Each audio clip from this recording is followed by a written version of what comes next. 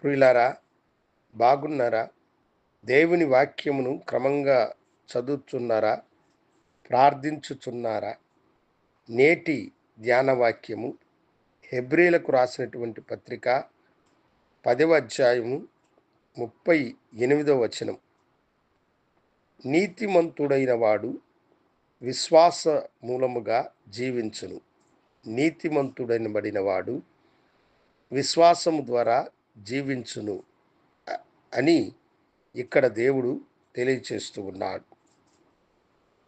నిజముగా ఈ లోకములో దేవుణ్ణి అనుసరించి జీవించు వారికి దేవుడు దీర్ఘాయువునిచ్చి నడిపించడానికి ముఖ్యమైన కారణము అది వారి విశ్వాసమే.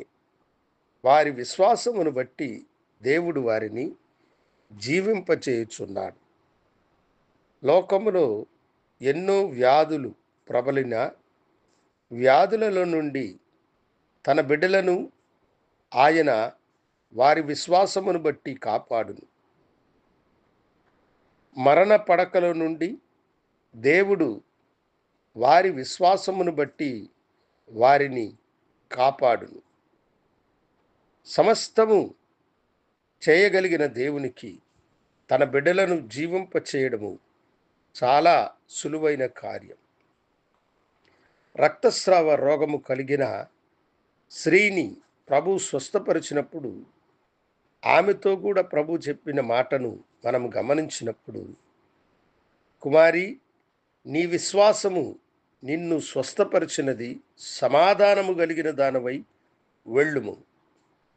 అప్పుడు ప్రభు యొక్క ప్రభావం ఆమెలోనికి వెళ్ళింది.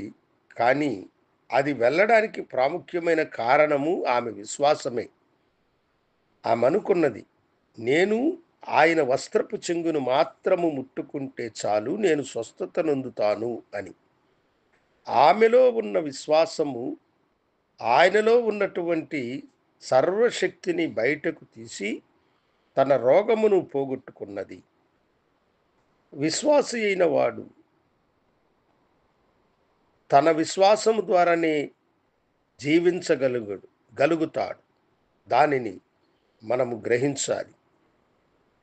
హిజ్కియాకి మరణకరమైన రోగము కలిగి మరణించుతాడని స్వయాన ప్రవక్తే చెప్పినప్పుడు అతడు కన్నీళ్లు కార్చి ప్రభు సన్నిధిలో వేడుకున్నాడు, తనకు ఆయుష్కాలమును పొడిగించమని.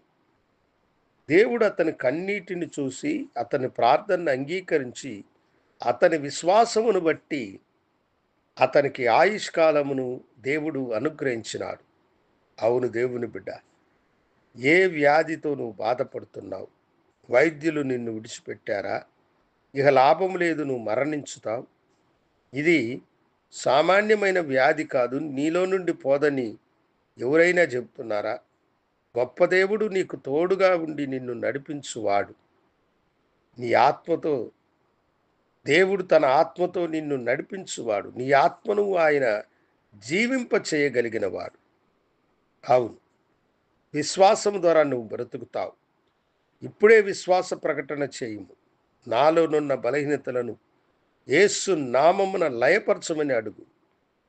ఇదిగో, ఈ వ్యాధి నన్ను విడిచి పారిపోవునుగాక. మరణము నన్ను సమీపిస్తున్నది. మరణమా, నువ్వు నిలబడు అని దేవుని సన్నిధిలో మీరు అడిగినట్లయితే మీ విశ్వాసము మిమ్మలను బ్రతికించి మిమ్మలను గొప్పవారిగా చేసి ఈ లోకములో దేవునికి గొప్ప సాక్షులుగా నిలబెడుతుంది. ప్రార్థించుకుందాం. మహాగణుడా, పరిశుద్ధుడా, నీకు వందనాలు. నీ ఆత్మతో నీ బిడ్డలను అభిషేకించండి. విశ్వాసము ద్వారా బిడ్డలు జీవించదరని మీరిచ్చిన వాగ్దానం కొరకై వందనాలు చెల్లిస్తూ యేసు నామమున అడిగి వేడుకొంచున్నాము తండ్రి. ఆమేన్. శుభోదయం. ప్రభు మిమ్మలను దీవించునుగాక. ఆమేన్.